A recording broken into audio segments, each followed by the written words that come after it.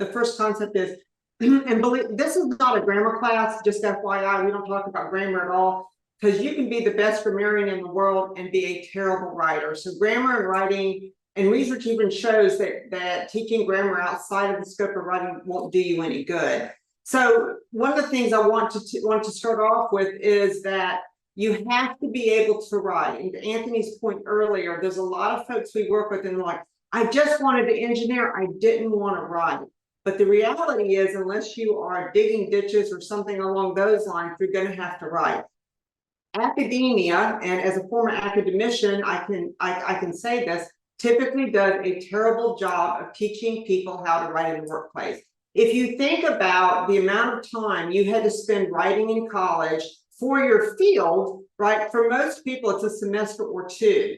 And so what happens then is if I only have to spend a couple of semesters writing, right, then what that means for me is that I'm probably going to believe that when I graduate, I'm not going to have to do that much writing because they only gave me 2 semesters. So what's up with that, right? And then, of course, you have to take English 101 and 102. We know based on our experience that poor communicators are going to have trouble in the workplace, potentially contributing to problems rather than solving them.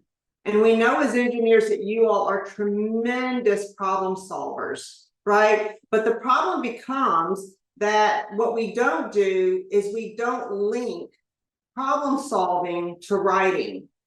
And we think about writing as something that's totally divorced from the work we have to do. And oftentimes, I'll be quite honest with you, companies reinforce this idea, right? Writing is secondary. We're not going to give, what's important to us, we're going to pay a lot of lip service to it, but we're really not going to train you how to do it. Because the expectation is that when you graduated from college, right, that college prepared you to write well. And we know that that's simply not the case. So one of the first things I'd like for you to do is to think about ignoring or forgetting everything you learned in academia about writing.